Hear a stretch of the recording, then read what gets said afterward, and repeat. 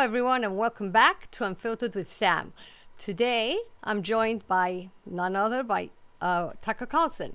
We've got a lot to unpack from America, the Middle East, AI, free speech, and more. So, Tucker, from our studios here in Nicosia, Cyprus, it's a pleasure to welcome you to the show. Thank you for having me. I have been to your city and enjoyed it. Oh, really? When? In the summer of 2006, during the war in Lebanon. I was evacuated actually there and had a great time. That's they bring everyone through Cyprus when they evacuate them from Lebanon. Oh, I noticed. Yeah. So, Tucker, let's dive right in.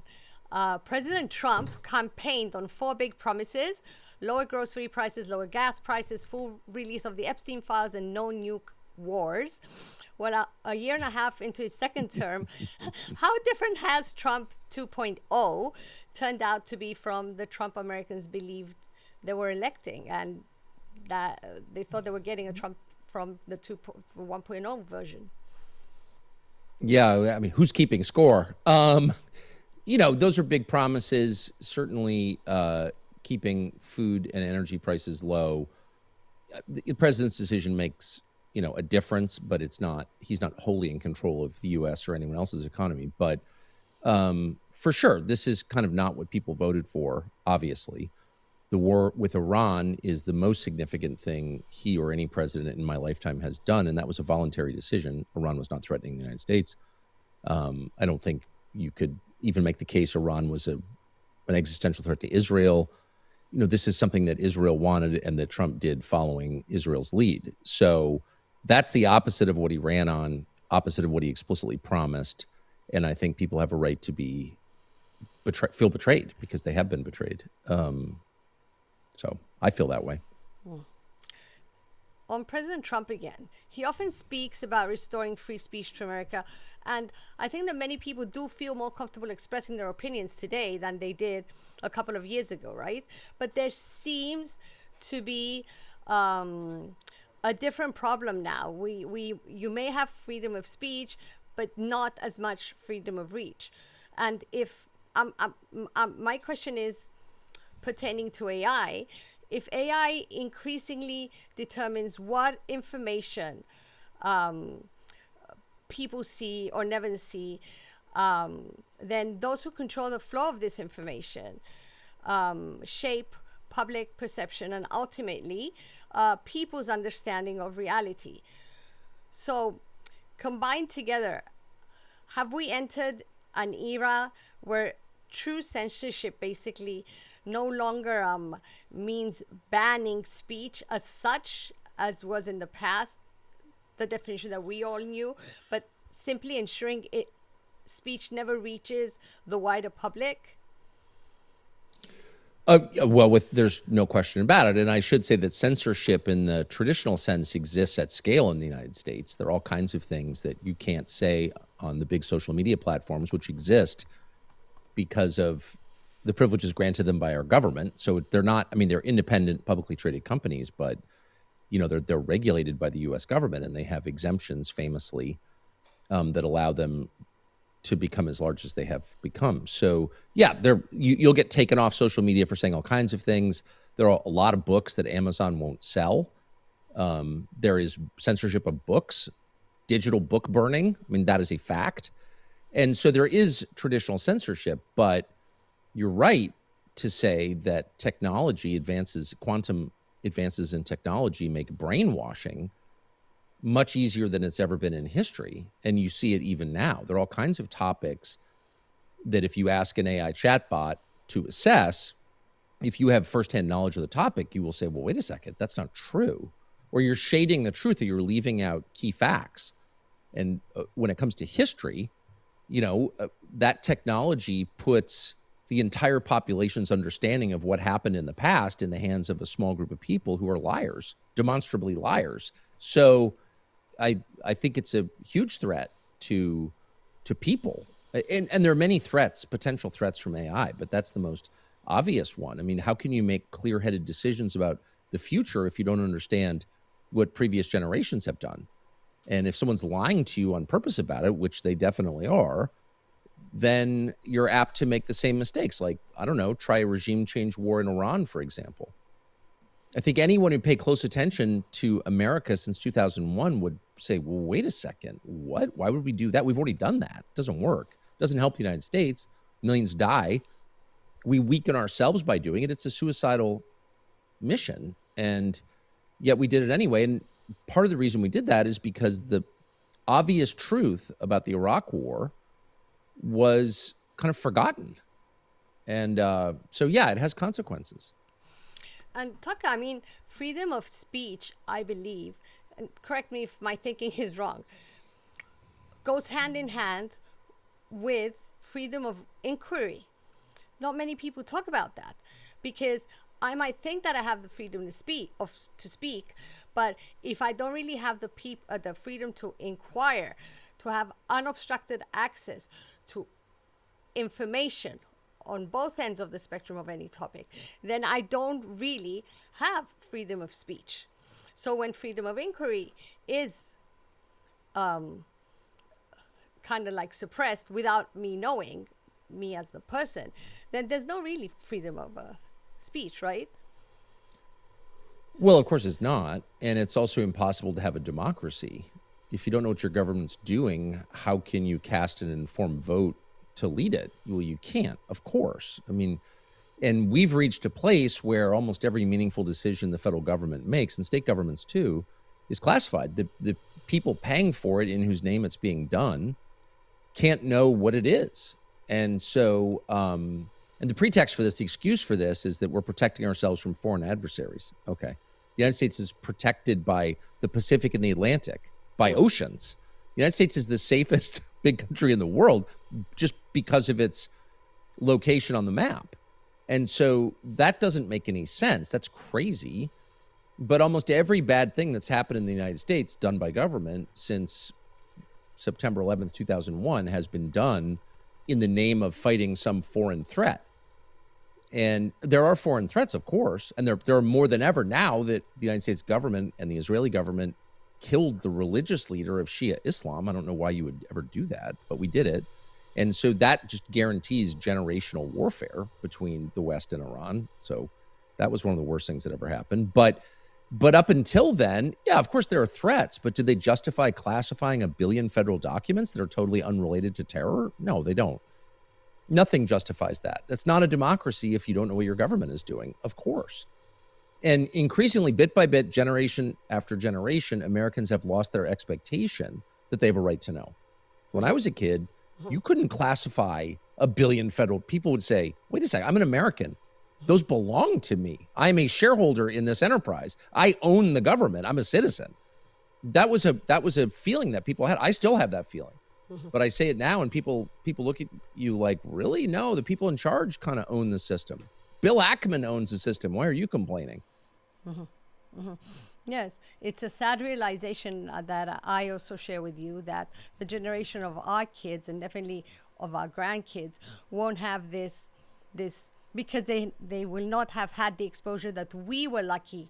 We're probably the last generation that were lucky to have this exposure to freedom of information across all ends without it being restricted or censored. And you're right. And that's and I believe that as long as we're alive, we can still hold those discussions with our kids. But what happens down the line with their kids, they just won't know what access to information really is. They will think they've had access to information, but it's not true unobstructed access to information. Now, bouncing off that, I wanted to go to a matter that has received remarkably little public debate, despite its potentially far-reaching implications. And I'm talking about Section 224 of the NDAA that would integrate some of America's most sensitive military and intelligence capabilities with Israel's. And critics argue that this goes far beyond cooperation between allies. So can you please explain to the viewers why some have described this provision as a profound surrender of U.S. sovereignty, and many people in America are not even aware about what's about to happen? Well, the United States surrendered its sovereignty a long time ago, and that became official when our Secretary of State, who's also the National Security Advisor, said on camera right after this war began in the first days of March that the United States followed the lead of Israel into this war. So the United States is supposedly a global superpower with 350 million people. Why would we be following a country of 9 million people that exists only because we pay the bills into a war that's going to, I don't know, wreck the US dollar, crash energy markets, cause hyperinflation, get Americans killed? Why would you do that? Because you're not in control of your own country. That's why. And so it's very obvious that the United States has surrendered sovereignty. And it's infuriating to those of us who love the country, our country, which belongs to us, not a foreign country, and who have any modicum of self-respect. Like, it's humiliating. How could you stand for that? But our leadership class is debased and degraded. They have no self-respect at all. And so for them, it's an easy trade. Like, they're getting something out of it or think they are. And so it's fine. What's happening specifically with the piece of legislation you referred to is that the Israeli lobby in the United States and the leaders of the Israeli government understand that Israel is not just unpopular in the United States, it's really hated by a lot of people. They're committing genocide. So anyone who's supporting a government that's committing genocide is, how is that different from a Nazi sympathizer? Not different. Genocide's always wrong, no matter who commits it, no matter who suffers from it. Exterminating someone's bloodline is a crime and a sin. And so a lot of Americans have awakened to that. They don't want to support this. They don't want anything to do with it. We're paying for it. They're enraged by that. So it's very obvious that if you were to put this up to a vote, say 10 years from now, should we send Israel another THAAD battery or, another $8 billion in military aid or whatever, people are going to say, no, I can't vote for that. So what they're instead doing is attempting to merge the U.S. military with the IDF to pass a law that makes it impossible to disentangle, and a law that basically funnels military aid, they won't call it that, to the Israeli military from the United States without any vote. These decisions will be made at the Pentagon in the procurement office rather than on the floor of the House and Senate. And so it's very stealthy, it's clever, it's completely evil. And there's been, as you said, very little attention paid to it because the American media is 100% behind it. Any criticism of Israel is considered by our media to be an attack on all Jews. Anti-Semitism, a species of hate, the oldest hate, irrational. Well, of course, every normal person is opposed to anti-Semitism or any form of race hate, including the race hate that the leaders of the Israeli government talk about every day on television. We hate the Palestinians because they're Palestinian. We're against that too. We're against all of it. Anti-black racism, anti-white racism. The same God made Benjamin Netanyahu and the kid in Gaza who just had his legs blown off, and Idi Amin and you and me. The same God made all of those people. We have one God, and he makes every human being. And that's why we have something called human rights, because those rights derive from God. And the thing that connects us is the fact that we are all equal in his eyes. So these are like assumptions that are disappearing, that were the basis of our justice system, a basis of the world that I grew up in. These were the lessons of World War II, supposedly. They dehumanized the Jews and murdered them. I was against that when I first heard about it. I'm against it now.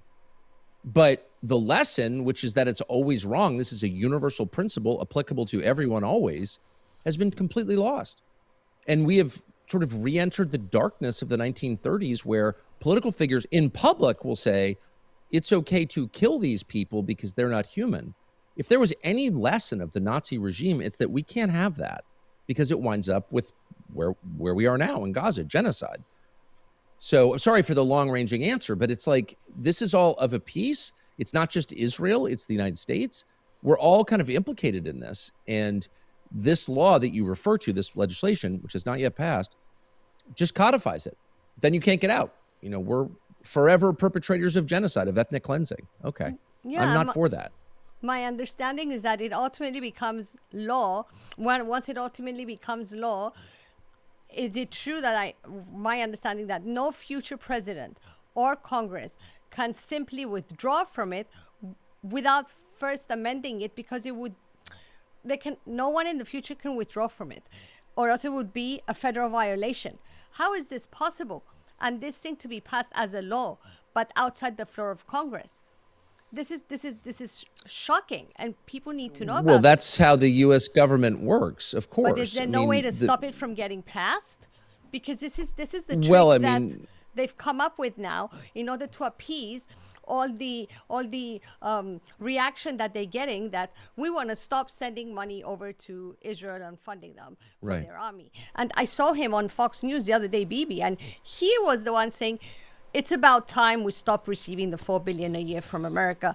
But this is the way around it. And actually, they have access to 1.5 trillion now a year, plus an integration of the intelligence, which is extremely dangerous on your part as Americans, to allow a foreign intelligence agency to be integrated with your intelligence.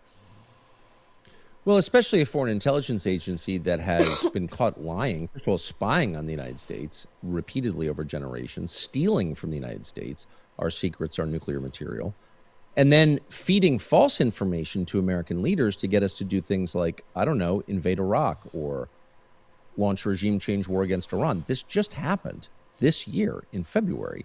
We know this. The administration itself has said this. By the way, I do think the president was shocked when the Iranian government didn't fall in the first week of the war, once U.S. and Israeli forces had assassinated, they love to assassinate. They always imagine that you can assassinate people around the world, but no one in your country is ever going to get assassinated. These people are fools. They're literally stupid in a lot of cases and reckless. But anyway, the president was shocked, I believe, when that government didn't fall. Well, we killed the Ayatollah. He's the religious leader. Shouldn't the place just like devolve into chaos and pro-Western forces emerge? Shouldn't those like noble protesters take charge now? And of course, the opposite happened. It galvanized the country against the United States and Israel, even more than it already was. And the president was like completely confused. Our president, Trump, was confused because the Israelis had told him that that would happen. And he believed it for some reason, or claimed to believe it, or whatever. I don't know. But I do know this. No one in the American intelligence community, our 18 or 19 intelligence agencies, which are very expensive, none of them had told Trump that. Like, they told him the truth. No, we don't think that's going to happen. You can kill the Ayatollah, you can assassinate an elderly man and his family, but that's not going to get you regime change.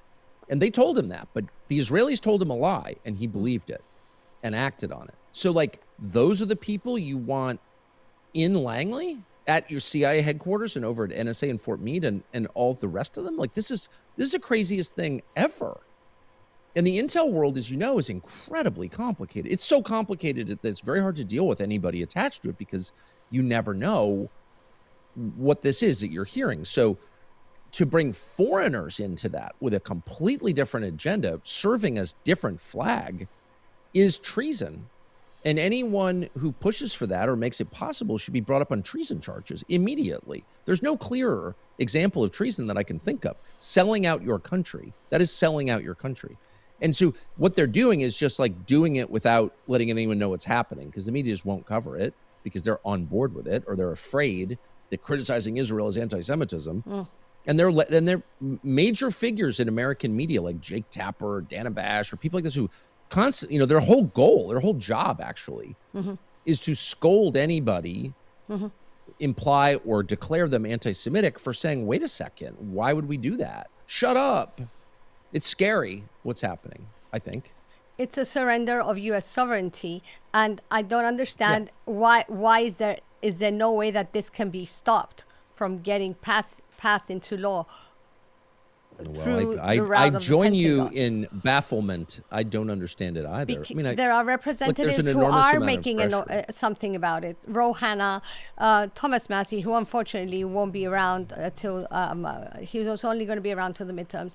They are trying to do something about it, but can something be done about it not getting passed? I don't know. I was hoping you would be able to know and tell me, but I personally have tried to I did a show on it, and I felt almost hysterical about it. I can't believe this could happen. Yeah. But it's continuing. Look, the entire U.S. Congress takes money from a foreign lobby to do its bidding. And they get mad when you say that, but it's objective. How is that not true? It is true. The entire, over 90%, I think the number is over 90%. I think it's 95, American Tucker, representatives, because they post about 95, it and they gloat about it. AIPAC does. Right. Well, the point is to humiliate and demoralize you as well. I've known this for a long time. I'm from Washington. I've seen this up close. My calculation always based on cowardice. I'll admit it was, I don't want to deal with that. If you mention it, you get attacked. It's kind of expensive, but it's not that big a deal. But when the United States government and the entire leadership of the Congress follow a foreign country into a war that is destroying the United States, it's not an overstatement, then it's like the cost of this is so high that how can you not say anything? This is so horrible. And then when you learn what's happening in Gaza, and it's not just some like left-wing NGO lying about what's happening in Gaza, it's the Israeli government admitting what's happening in Gaza. Like, these are facts. This is not propaganda. There's a lot of propaganda around Gaza, of course, for and against the Palestinians. I get it. But the uncontested facts of what's happened in Gaza are so shocking that you can't ignore that. How could you ignore that? You're not allowed to ignore that, is my view. Now let's go to something else. I've noticed on my channel, I've had it for the last year and a half, is that many realities, and it was shocking to me, many realities that we here in the Eastern Mediterranean and the Middle East have grown up and taken for granted as realities, like who truly are the Semites. Zionism is not Judaism, and events like the Nakba or the USS Liberty and the Iraq 2003 weapons of mass destruction lie, they were often dismissed as anti-Semitic or conspirational whenever people from our region would attempt to raise these issues. Yet, this is what I've noticed over the last year and a half. When respected American voices have begun now recently discussing these very same issues out in the open, many, and I'm talking American listeners, seem to respond to them differently. For example, 15 months ago, I had Professor Sachs on, and I asked him, I said, Professor, not me, I want you, as a Jewish American intellectual academic, to explain who are the Semitic peoples. Also, please explain why Zionism is not the same thing as Judaism. The response was extraordinary. Hundreds or thousands of viewers, if you put them in with the shorts and everything, commented that it was the first time they'd ever heard these distinctions explained. So my question to you, Tucker, is why do some truths only become credible once they're spoken with an American accent? Well, it depends who the audience is. I mean, presumably a Syrian analyst has a great deal of credibility with Syrians, but if you're speaking to an American audience, of course, they're going to give more weight to the views of someone from their country. Why wouldn't they? I mean, that just makes sense. There was also, part of this but there is something true about what you're saying. And I think it's this, and I've certainly experienced this myself. There was a view in the United States that the Arabs, whoever they are, no one can even give me a straight answer on who the Arabs are, by the way. Are Egyptians Arabs? Anyway, the more you know, the more you understand that a lot of these terms are slippery and they don't have a defined meaning. But whatever. People in the Middle East, especially Muslims, are conspiracy minded. Like, they're crazy. They imagine all this stuff. They make up these stories to themselves because they can't face their own failures. Their civilizations are dysfunctional since the fall of the Ottoman Empire, and they can't deal with that. And so they blame everything on the Jews, and they imagine the Jews are behind everything. This is the line that American leaders would often use to rebut these so-called conspiracy theories. And one of them was about the Nakba, which is a term most Americans had never heard 2 years ago. What is the Nakba? No one ever heard that word because it wasn't used here, ever. And to the extent it was used, there'd be some like left-wing activist group that'd be like, Nakba is bad. And people would be like, shut up. Then you look up and there is a cabinet minister in Israel saying, we're going to bring another Nakba to Gaza. It's like, wait a second. I thought there wasn't such a thing as a Nakba. And here you're bragging about doing it again? Okay, now. So I think one of the big changes is social media. And social media, as I said at the outset, are controlled, but they're also vast. They're vast. There's just a lot of stuff on social media, and it's easy to sneak through the truth. And all of a sudden, you can watch Smotrich give a speech on Twitter. And is Smotrich an anti-Semite? Probably not. You know, he's an Israeli cabinet minister and Jewish. So you can't kind of dismiss him as an anti-Semite, but he's saying things that are like totally unacceptable. They're genocidal. So, I mean, he sounds like Idi Amin. So, like, that has had a radicalizing effect. and I've spent a lot of time in the Middle East over 25 years. And so I never thought the Arabs were all crazy. There are crazy people in Arab countries, as there are in all countries. But I never thought your average Arab was crazy. I never have thought that. And so I took it a little bit more seriously, maybe than most Americans. I will say one more thing, just to be totally fair. It's that various governments in the region, Arab Muslim governments, have complicated feelings about this too. And they're worried about religious radicalism within their borders because they want stability. I'm not guessing about, you know this, of course.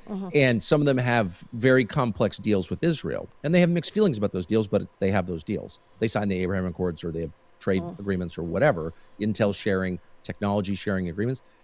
They have done a lot to tell their populations, shut up, let's not talk about this. That's just a fact. And one of the reasons that Al Jazeera was so controversial is that the Qataris allowed people, you know all this, of course, but Americans may not, on Al Jazeera, there were correspondents and guests saying this stuff that other Arab governments didn't want said out loud. That's just a fact, okay? So I had to say that. Yeah. Because we had this small technical delay, I'm sorry that I'm just jumping from one topic to another, but I want to cover as much as I can with you. I love your feedback, though. So 2.5 months ago, Tucker, I hosted John Kiriakou, our common friend, here in Nicosia for 6 days.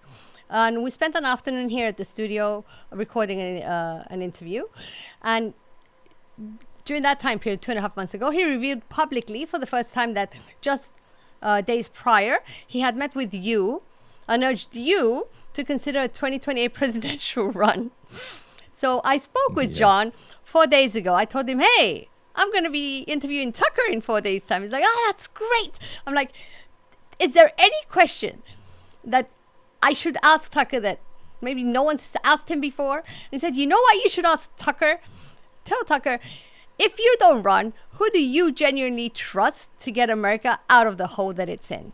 So this is the question that I want to ask you, and it's... I mean, I have no plan. The last thing I would ever want to do is run for office of any kind, much less president, right? It also seems a little bit ridiculous having never run for office. I think I'd like to be president. Like, the whole thing I don't like, and I have no plans to do it. I just want to be super clear about that. Who would be good? I mean, there are a lot of people I really like. That's not true. There are not a lot. There are some.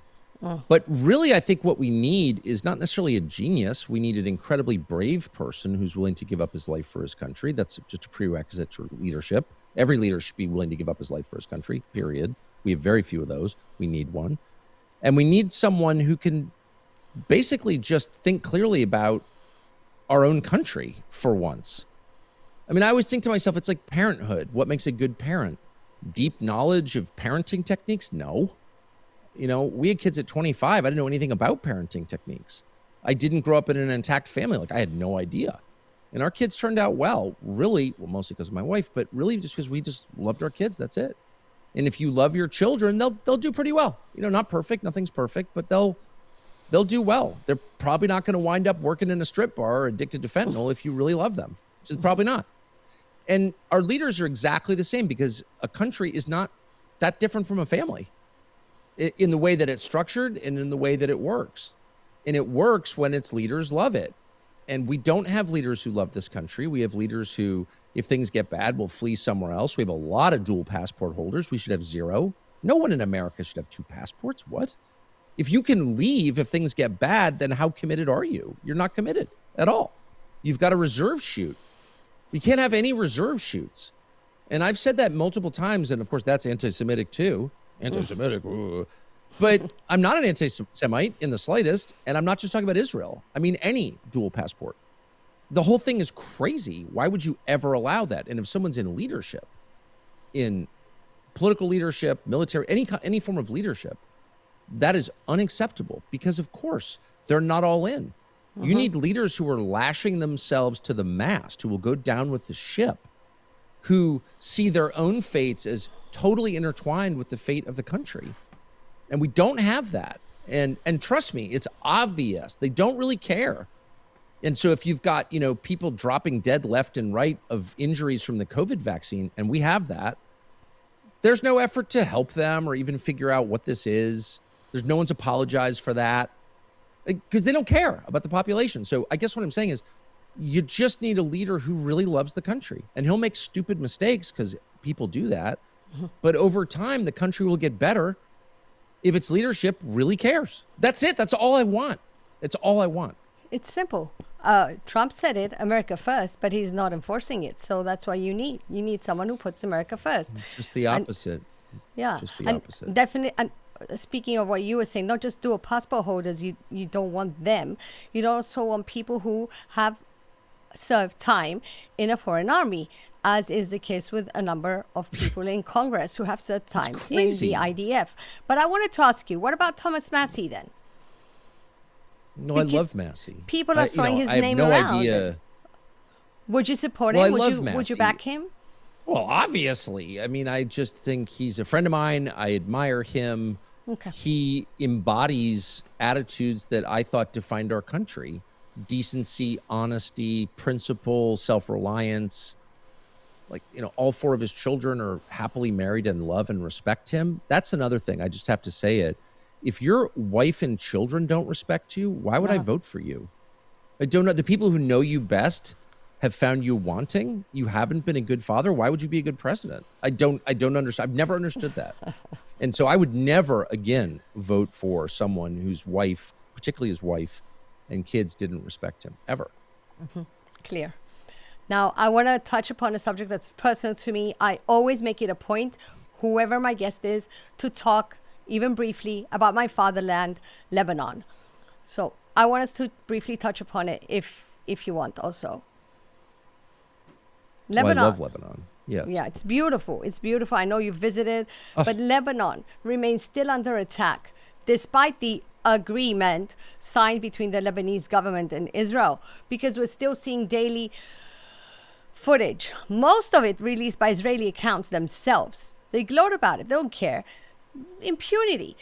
The footage shows villages in South Lebanon being systematically demolished through controlled detonations, with reports even that the military units are even incentivized based on how many buildings they level every day. And according to figures from Reuters, the WHO, Lebanese Ministry of Health, by the end of June, more than 4,000 people had been killed, over 12,000 wounded, 130 healthcare workers, and a significant number of journalists killed, while the WHO documented 203 attacks on healthcare facilities. And despite the agreement of 27 of June, they are still performing drone attacks, and it's very important, they are leveling villages in the south of Lebanon. They have completely obliterated them from the map. Around 60 villages of South Lebanon no longer exist. They've been Gazified. I don't know if you've seen images. It's horrific what's happening. Yeah, I'm very aware of it. And I'm very aware of the consequences for the United States on many levels. I mean, we are in the U.S. still actively talking about what the Germans did in Poland and Czechoslovakia 85 years ago, which was disgusting, by the way. I would never endorse that. I think it's totally evil. But at the same time, there's like no coverage of something very similar that's going on. A country that wants to expand its borders, its territory, wants to steal other people's land, and is murdering entire populations to do it. Sound familiar? We were told growing up in this country that the Second World War had lots of very obvious lessons. 1, you can't dehumanize people based on their race. 2, you can't allow a country to just decide it wants to steal its neighboring countries just because it wants elbow room, that's totally immoral. And 3, that countries can go crazy, and that an technologically advanced country with high education levels and lots of decent people can fall into this kind of mania where they go along with crimes, with war crimes, with genocide. Those were the lessons that I was taught, and I agreed with them then, and I agree with them now. And now we're watching it. We're watching Israel do this, and the United States pay for it. And we're all like, no, that's not happening. Well, it certainly is happening. That's not a conspiracy theory. It's the opposite. It's provably true. Go there. How about satellite images? How about just watch what the Israelis say that they're doing? And we're not even metabolizing this. It's like the words come and then they just go right past us. And it's like, there are massive consequences for this. And you have to ask, of all countries, like, why Lebanon? Now I understand Hezbollah is there. Even after the pager attacks and killing Nasrallah and all that stuff, Hezbollah's fine. I get it. They don't like Hezbollah. I understand why. I'm not endorsing Hezbollah. But, like, what they're doing to Lebanon is much more than strikes against Hezbollah, obviously.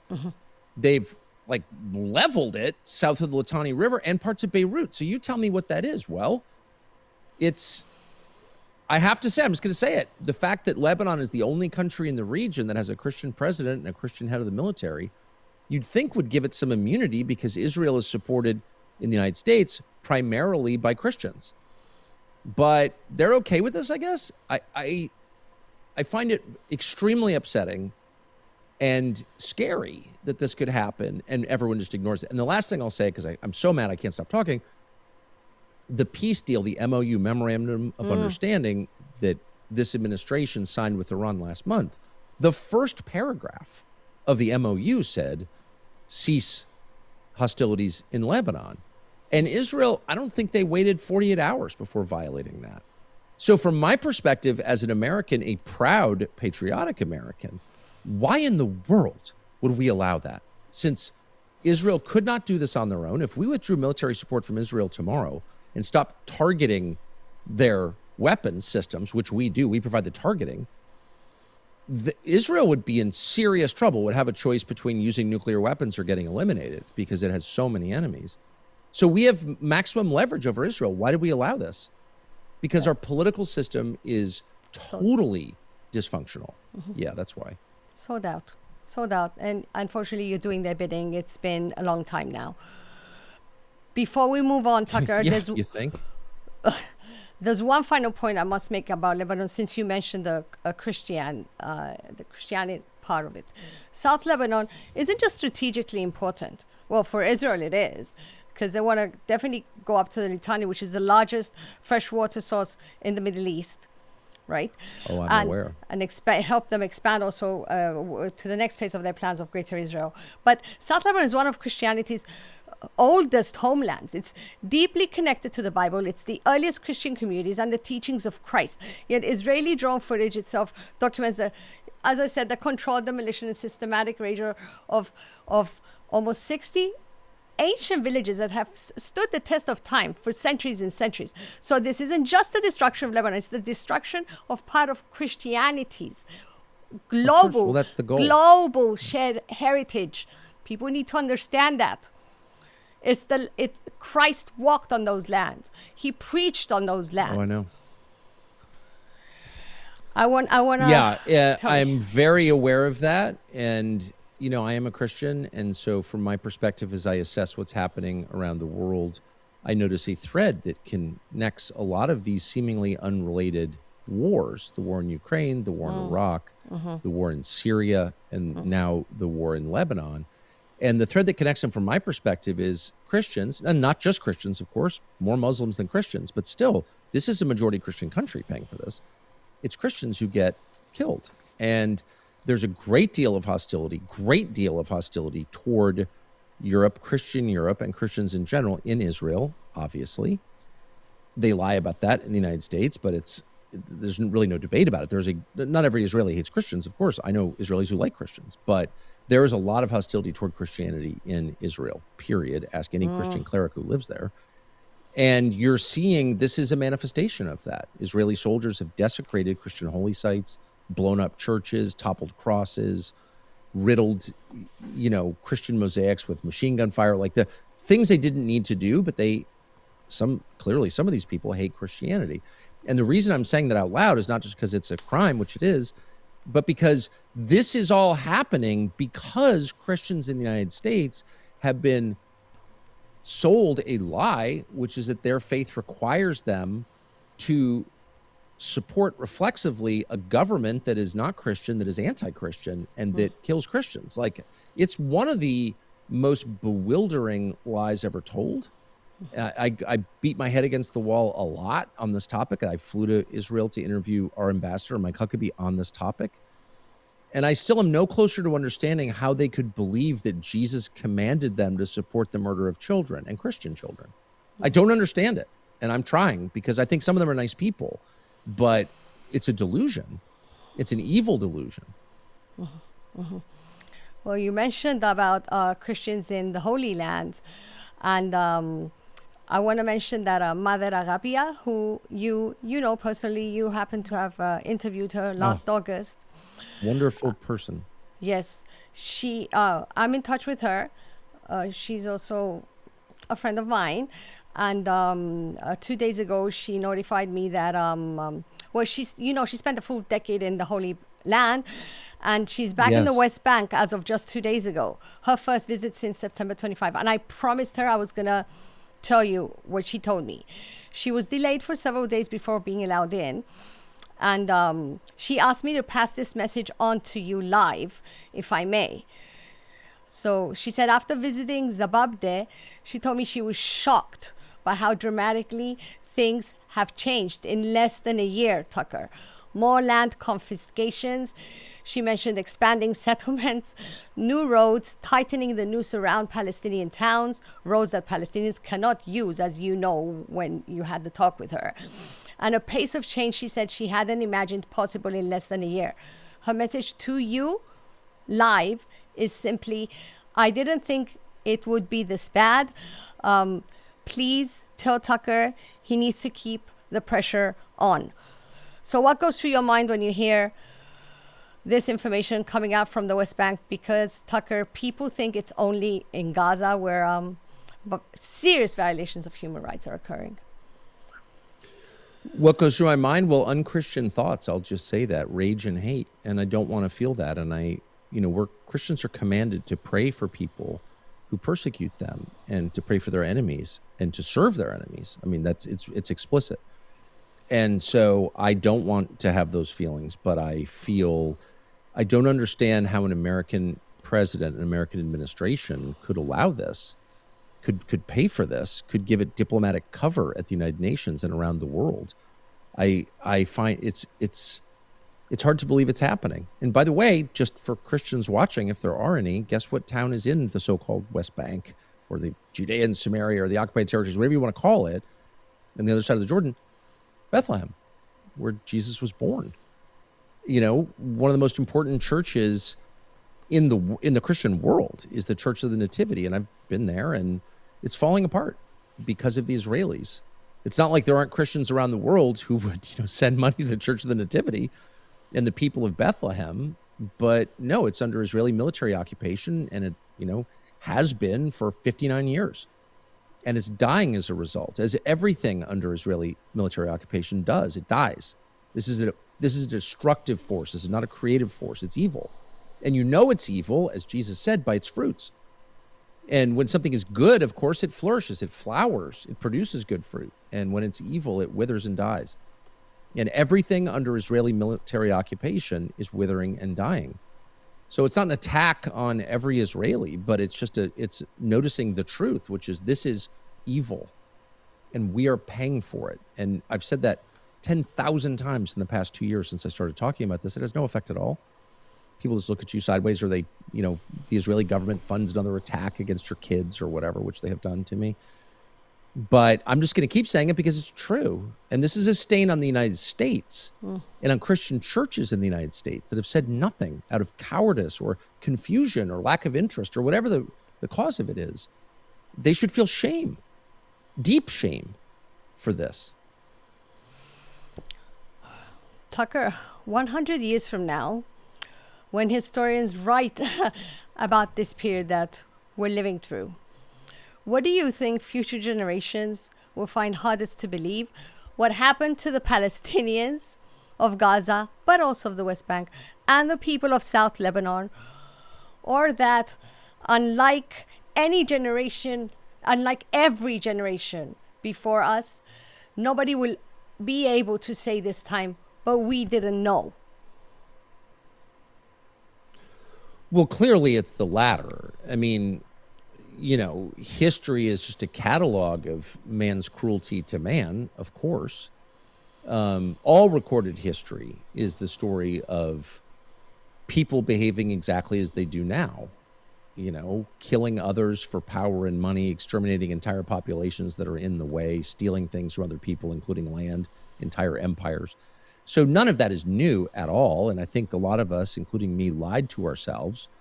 And we really believed that in the West, after the Second World War, which was the largest war in human history, we had learned some things and we were going to implement these lessons, codify them in law, and never behave this way again. Well, it didn't take long, less than 100 years, to start doing exactly the things we criticized the Nazis for doing. Exactly the things, exactly the same things. So I'm not shocked by that, actually, and I am embarrassed by how naive I was ever to have believed it. But you're absolutely right that the visibility into those things is unprecedented. I mean, we know a lot more. And by the way, in a lot of ways, we're more misled, as you said at the outset. The propaganda is stronger, the brainwashing is more effective, but the documentary evidence of it, thanks to the internet, is much more available than it's ever been. That's a big change. Well, Tucker, I thank you for generously sharing your invaluable time. Thanks for being patient with the small hiccup we had earlier and caused a small delay to start. Oh, not bad for a satellite hookup from Cyprus. I was impressed. I thought it was great. And thank you for having me. This is the first time you're speaking to someone who's Cypriot Lebanese? It's the very first time I've spoken to someone who's Cypriot Lebanese. Well, I mean, probably unknowingly, there's Cypriots everywhere. And of course, every country on the planet has Lebanese in it. And they're all successful and beautiful people who make amazing food. Most charming people, pound for pound, on planet Earth, in my opinion. So yeah, I mean, you run into Lebanese everywhere, but a Cypriot Lebanese, that's a whole new level. So I'm especially honored. Tucker, I hope I was able to explore perspectives that viewers don't often hear from you. And what I wanted to inform you is that as someone born and raised here in the Eastern Mediterranean, but educated in the United States, I was lucky to have had that experience. My goal is to always ask the kind of questions that Western podcasters rarely do out of my guests. And all my guests are always Americans. And it's not out of neglect on their part as Western podcasters, but it's simply because they don't hail from this region or share its lived experience. So I hope I got to ask you questions that you haven't been asked before, because you are a very popular person and you do speak to a lot of people. Well, I loved him. And the last thing I'll say is thank you for reminding the world that Litani is the largest source of fresh water in the Middle East, because that's a factor here. It's not about terrorism. It's about water. Water is more valuable to us than oil. Yes, I know. You got enough oil. Well, thank you for having me. Thank you, Tucker. Thank you. To everyone watching, thank you for spending this time with us. If you did enjoy today's conversation with Tucker, please like and comment, subscribe, and very important, you do press the bell for notifications and share, as all these actions help this independent voice from the Eastern Mediterranean push through the headwinds and reach more people across the English-speaking world. So join us again for more unfiltered conversations from the Eastern Mediterranean. Until the next time, take care.